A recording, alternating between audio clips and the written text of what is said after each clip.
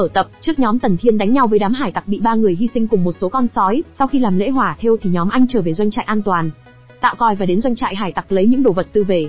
Xong nhiệm vụ, con sói đen dẫn bầy sói về, Tần Thiên mời thì chúng đều từ chối rồi lấy thù lao mang đi, còn không ngoảnh đầu lại tạm biệt. Anh hẹn bọn chúng dành đến chơi mà chúng vẫn ngoắt bước đi. Tần Thiên xem vật tư hải tặc có rượu mạch nha, thịt dê, Okuma, Kata và Azuba hỏi anh mấy bao này để đâu thì Tần Thiên mở ra xem thấy đây chính là lúa mì.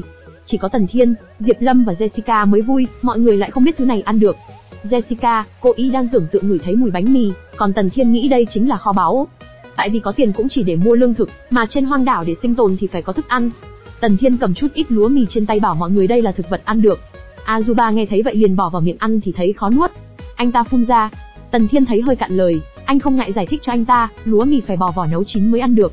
Tần Thiên rất hào hứng vì sau này không phải lo về cái ăn, anh đã có lúa mì có thể tuần hoàn lặp đi lặp lại rồi. Trong hang động, lúc này Tần Thiên, Diệp Lâm và Jessica đang bàn về chiếc nhẫn. Tần Thiên mở chiếc nhẫn thì thấy hình chiếu toàn bộ tin tức thật. Jessica thấy quá thần kỳ, còn Diệp Lâm lại tưởng đây là thấu ảnh 3D. Anh thấy đây không chỉ là nguyên lý giao thoa và nhiễu xạ ghi lại, mà còn là phim ảnh 3 chiều, thậm chí vượt xa thời đại của anh và Diệp Lâm. Mọi người nhìn thấy không hiểu. Tần Thiên thấy nó còn có trang. Anh thấy đa phần là mã loạn vì chiếc nhẫn bị hỏng, chỉ có vài trang không bị. Sau một hồi bấm anh thấy đây là bản đồ đảo Đài Loan Trung Quốc. Tần Thiên mới biết thêm, nó có thể phóng lớn và định vị. Anh phát hiện ra tuyến đường. Bán đảo đối diện có kiến trúc lớn mà nhóm Nick trước đây đã từng ở. Jessica gợi ý anh dẫn Nick tới đây rồi hỏi cô ý xem. Khi nhóm Nick tới, mọi người đều ngạc nhiên tưởng đây là thần tích có thể nổi trên không trung. Tộc trưởng, Nick và Azuba chưa thấy đảo nào như hình này. Có một tộc nhân thấy nhìn nó rất giống hố trời, còn hỏi lại Kata. Tần Thiên được mọi người cho biết hố trời đó là một cái hố lớn xuyên suốt bán đảo. Xem ra anh phải đi đến hiện trường mới rõ. Từ sau khi nhóm Tần Thiên từ doanh trại hải tặc về đã qua nửa tháng, trong thời gian này, nhóm Tần Thiên nghỉ ngơi dưỡng sức, ngày tháng trôi qua thoải mái dễ chịu. Anh đang cử động thử vai thì thấy đã nhanh chóng hồi phục, chỉ cần 1 tháng là hồi phục hoàn toàn. Nhóm Tần Thiên nhàn rỗi không chịu nổi bắt đầu chạy khắp nơi, nhóm anh tìm thấy đất tiêu. Chú thích đất mà có xích lợn lâu ngày đó anh em. Sắp 2 tháng anh tính làm Niter Rat, còn thường xuyên vào rừng tìm bầy sói đen chém gió nịnh bợ, lôi kéo tình cảm. Anh định đặt tên cho nó là Bạch Nhãn Lang, vì chỉ có lông gần mắt là trắng, anh thấy rất uy phong. Sói đen vẫn nằm đó, nó cạn lời với Thánh rồi. Diệp Lâm cũng cạn lời nghĩ anh đặt tên nào cũng xấu, trong lòng cô anh được mệnh danh là phế vật đặt tên. Nhưng không biết là do Tần Thiên nói trêu chọc cười có tác dụng, hay là vì nguyên nhân khác mà số lần bầy sói đến thăm doanh trại cũng nhiều lên. Mới đầu chúng chỉ hoạt động gần doanh trại, qua nửa tháng thì bầy sói dần dần đến doanh trại. Sói đen vẫn kết quả gặp vỏ dưa lần nữa khi bị mấy đứa nhỏ Abi và Enlu phát hiện, sau đó thì không thấy nữa. 2 tháng sau, sói đen đến vẫn kết quả gặp vỏ dưa làm nó khó chịu, giờ làm thú cưỡi cho bọn trẻ, còn Hambi quen với cuộc sống ở doanh trại nó rất vui, còn cưỡi 2 đứa trẻ. Tần Thiên nhờ Alex làm hộ đá mài để nghiền lúa thành bột. Diệp Lâm đang ngồi quay, cô phải ngồi quay xoay đi xoay lại vài lần mới mịn. Lúc này nhóm Tần Thiên, Nick và một số tộc nhân đã khoác sau lưng đầy giỏ thực phẩm về. Anh cười thật tươi, anh giục Diệp Lâm làm nhanh vì tối nay anh sẽ làm món sủi cảo cho mọi người thưởng thức. Alex thấy anh vui thì cũng vui lây, Jessica biết ngay anh sẽ mở tiệc. Buổi tối mọi người đốt một đống lửa thật to rồi bắt đầu nhảy múa xung quanh. Tần Thiên mang ra những cái ống bên trong đựng pháo hoa, Jana tò mò vì không biết thứ gì bên trong. Cả hai em gái đều thấy ngạc nhiên. Diệp Lâm có chút ngấn lệ khi nhớ nhà, nhớ bố mẹ. Cô không biết giờ này bố mẹ cô giờ thế nào. Anh an ủi cô, đừng nghĩ nhiều, chắc chắn họ đang sống tốt hơn chúng ta nhiều, không chừng bây giờ đang ăn cơm tất niên tưng bừng nữa đó. Mọi người khi nghe thấy tiếng nổ nhìn lên bầu trời thấy thật mỹ diệu, tưởng hoa có thể nở trên bầu trời, thật phi thường.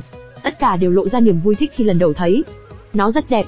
Tộc trưởng lại nhớ các tộc nhân đã hy sinh biến thành ngôi sao, họ chắc chắn cũng sẽ nhìn thấy những cảnh đẹp này. Diệp Lâm lúc này mới biết anh đã âm thầm bí mật làm, không cho mọi người biết hóa ra là cái này.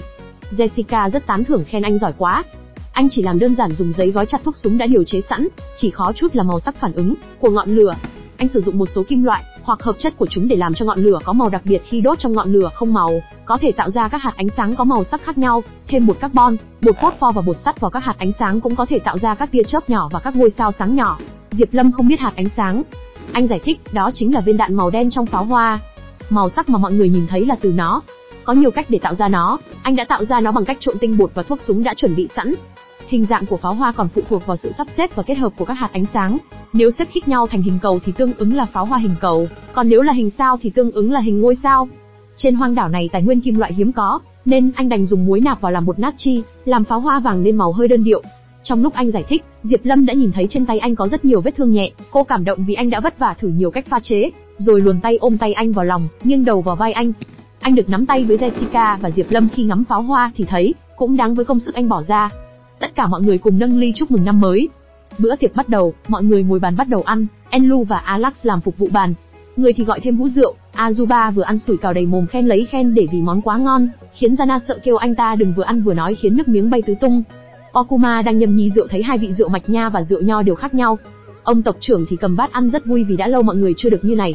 Tần Thiên lúc này đã có chút men say, một tay cầm ly một tay khoác tay lên vai Kata, kêu anh ta mặt như đưa đám, anh bảo anh ta cười lên một cái xem coi, với dáng vẻ của anh ta thì chỗ của Tần Thiên các em gái đổ ầm ầm. Anh ta vẫn dùng vẻ mặt đó. Tộc trưởng cũng cầm ly ra mời Kata kêu anh ta đừng vẻ mặt cảnh giác đám hải tặc đó nữa. Sau một lúc, do hai người, một tung, một hứng thì Kata cũng uống, anh ta kêu chỉ uống một ngụm thôi, vậy là vào chồng, uống một ngụm thì lại mời lại uống nữa đó. He he he. Nick, Diệp Lâm và Jessica đều ngạc nhiên khi thấy Tần Thiên bộc lộ cảm xúc. Khi mặt trăng đã lên cao có người tửu lượng kém đã gục ngay trên bàn mà ngủ, còn Nick ra cản cha của cô không uống nữa. Ông ý ú ớ vì vẫn muốn uống. Sau khi Nick đưa cha vào nhà thì cha cô vẫn còn trêu chọc, ly của Kata sao vẫn còn rượu, cậu muốn nuôi ca à? Mọi người xem, có con cá nào có thể sống trong rượu với nồng độ cồn cao không? Tần Thiên thì được Diệp Lâm và Jessica đưa vào giường trong hang động. Anh đã quá say, không biết trời đất. Hai em lại nghĩ do sơ suất của chính mình, mà khiến anh ra bộ dạng nhìn thảm hại chưa từng thấy. Jessica nhận đi nấu canh gừng giải rượu, còn Diệp Lâm ở lại chăm sóc. Diệp Lâm vắt khăn ấm rồi lau người cho anh. Anh cảm thấy có dòng ấm áp thì mở mắt thấy Diệp Lâm đang lau người cho mình. Cô vui mừng. Còn trong đầu anh lúc này nghĩ thầm hồi trước Trưa Xuyên không tới đây, anh đã ở cùng ba thằng nhóc, nếu chúng biết anh được Hoa Khôi chăm sóc chắc ngưỡng mộ anh lắm. Anh ngồi dậy ôm đầu kêu. Diệp Lâm lo lắng hỏi anh có sao không? Anh lắc đầu thấy rượu bốc lên đầu hơi khó chịu chút thôi. Diệp Lâm lo lắng, cô sẽ chạy ra ngoài bảo Jessica mang canh gừng cho anh. Cô quay người đang định chạy thì anh đã vội nắm tay cô lại, rồi kéo cô ngồi trong lòng mình. Do quá đột ngột lên Diệp Lâm không biết nói gì. Một lúc sau cô gọi tên anh hỏi xem anh làm gì vậy, thì bỗng anh vừa khóc vừa nói với cô, anh đã giết người, là một người xấu. Diệp Lâm biết chỗ cô sống trước đây là xã hội pháp luật, nếu ai giết người sẽ bị xử tử. Nhưng ở trong thời đại này nếu không tự bảo vệ mình, thì sẽ khó mà sống nổi trên hoang đảo mà pháp luật không thể can dự tới. Cô run rẩy nhưng rất nhanh sau đó cô đã lấy lại bình tĩnh động viên nói, anh là anh hùng, để lấy lại tự tin cho anh. Cô hôn anh một cái. Anh không ngờ cô lại thơm anh. Lúc này anh như một cái xác không hồn đang bay bổng lơ lửng trên trời. Mất một lúc anh mới định hình lại được. Anh ngượng ngùng. Jessica mang canh gừng tới cho anh thì thấy cảnh hai người đang ngồi trên giường. Cô đang nghĩ hai người đã mờ ám gì đó, thì Diệp Lâm chạy vội rồi đặt lên vai Jessica lấy cớ Tần Thiên muốn yên tĩnh, rồi ra ngoài. Tần Thiên lúc này lại ôm đầu, tên Somon Son lại hiện ra nói anh giết người mà lại tự lừa dối bản thân. Anh nghĩ cho dù đôi tay anh nhuốm đầy máu tươi nhưng không sợ bằng việc anh mất họ, anh còn nói đấy là do ông gặp báo ứng. Giờ anh đã biết hắn là ảo giác, anh quát hắn phải ra khỏi não và tâm trí của anh ngay. Rồi ngủ một giấc say nồng. Sáng hôm sau, dưới sự an ủi của Diệp Lâm, trong lòng Tần Thiên đã không còn cảm giác có tội nữa, anh bây giờ đã có thể nhìn thẳng vào việc mà mình đã làm. Anh đã nói chuyện vui vẻ với mọi người. Jessica thấy Tần Thiên lạ vì tinh thần đã lên cao, không còn u ám như trước. Tần Thiên sắp xếp xong tâm trạng thì không còn chán nản nữa, bắt đầu thiết kế thuyền buồm cho chuyến đi. Thời gian này, Tần Thiên bớt chút thời gian đến đầm lầy một chuyến, kết quả 2 tháng qua rồi, Mê Sương không thấy tung tích. Sau khi xem xét, anh ta đã quyết định bắt giết con chăn Titanoboa. Từ khi chiếc nhẫn chỉ hướng về bán đảo đối diện, Tần Thiên đã quyết định đi bán đảo đối diện xem thử bằng thuyền. Sương trắng đã tan, trực tiếp vượt qua là lựa chọn an toàn nhất. Còn về Titanoboa, Tần Thiên bây giờ hoàn toàn không coi nó ra gì. Có nhiều tộc nhân cộng thêm bố trí ít cung tên, anh tự tin 10 phần giết được nó. Chuẩn bị, thời gian trôi quá nhanh, rất nhanh đã đến đầu xuân, bầy sói vẫn rất kiêu ngạo, không dễ dàng thuần phục. Sau khi qua đông, Bạch Nhãn liền dẫn bầy sói rời khỏi doanh trại. Đối với chuyện này, mặc dù Tần Thiên không có cách nào, nhưng cũng không có cách nào, hơn nữa anh ta tin rằng, thời gian qua tiếp xúc với bầy sói, bọn họ đã sớm trở thành bạn rồi. Bầy sói có ở doanh trại không, cũng không có gì khác biệt lớn ở đầm lầy. Mọi người đang chờ đợi con rắn khổng lồ Titanoboa. Đã 7 ngày trời mưa liên tục, mọi người không thể ra ngoài. Azuba ngồi đầu dựa xuống bàn thở dài, tay bông quơ vẽ ra bàn chán nản vì trời mưa. Kata thấy vậy kêu anh ta có thể đi tìm tung tích của rắn khổng lồ, để không chán, làm anh ta sợ hãi nói ngay không chán. Diệp Lâm thấy xem ra nó ngủ đông lâu hơn dự kiến. Tần Thiên đang nhìn ngoài cửa sổ thấy may quá, anh đã dựng căn nhà gỗ này. Jessica nằm oải trên bàn và chờ quá lâu nên hồn cũng sắp bay khỏi xác, bỗng Sadio báo với anh con rắn đó đã xuất hiện. Nó thấy đàn cá sấu đang bò, thì đớp một con chưa kịp phòng bị rồi ẩn nấp trong bụi. Có mấy tộc nhân La Gia đang đi trong rừng. Nó đang ngẩng cao cổ thì phát hiện Tần Thiên đang đứng bên cạnh nó. Anh dụ nó há miệng tấn công, thì mọi người tiến lên ném những chai rượu nắp đã tẩm lửa. Nó giống lên trời kêu thảm thiết khi da của nó bị cháy. Tần Thiên lại bảo mọi người phóng tên vào nó ngay. Nó gầm lên một tiếng. Nó phi tới hai anh em Okuma và Pohama. Tần Thiên và tộc trưởng thấy nguy khi nó bỏ chạy. Hai anh em nhà họ vẫn không lao lúng mà nhắm chuẩn bắn tên vào mắt nó. Phập phập, Tần Thiên hô mọi người xông lên không cho nó nghỉ ngơi. Sau một hồi chưa đến nửa tiếng nhóm anh đã hạ được con rắn khổng lồ. Tần Thiên nhận được thông báo của hệ thống, ký chủ đã giết chết Titanoboa, nhận được 3.000 điểm thưởng. Mọi người vui sướng khi hạ được nó. Tần Thiên thấy lạ, hồi trước anh chạy khỏi truy sát, của nó đã được 5.000 điểm sao giờ hạ nó còn 3.000 điểm, hay do có sự giúp đỡ của người khác nên bị giảm do nhiệm vụ không còn khó. Diệp Lâm bàng hoàng khi lần đầu nhìn thấy nó, còn Jessica ôm đầu khi nhìn thấy nó đã cháy khét, cô không thể nghiên cứu tỉ mỉ được nữa rồi. Azuba ngửi mùi cháy của nó rất thơm, anh muốn nếm xem vị như nào. Kata túm đầu Azuba kêu anh ta phải lau nước miếng lại ngay, con rắn này đã ăn thịt rất nhiều tộc nhân, rồi làm anh ta toát mồ hôi hột vì sợ. Tần Thiên và mọi người cùng tưởng niệm các tộc nhân đã bị con rắn này nuốt chửng. Sau khi nhóm anh tiếp tục đi vào đầm lầy chỗ máy bay của Jessica bị rơi, thì ở chỗ cũ, con rắn khét lẹt đó đang bị đàn cá sấu xơi, chúng không thể bỏ qua con mồi vị hiếm có này. Đi một lúc nhóm anh thấy chỗ máy bay rơi. Nick tưởng đây là vu cụ, Pohama nhìn nó giống như một con chim. Jessica đi kiểm tra máy bay thì thấy cánh quạt và cánh máy bay đều hư hỏng ở mức độ khác nhau, nhiên liệu trong thùng dầu cũng bị rò rỉ hết. Motor không bị hỏng, nhưng tình hình hiện tại thì không thể bay được.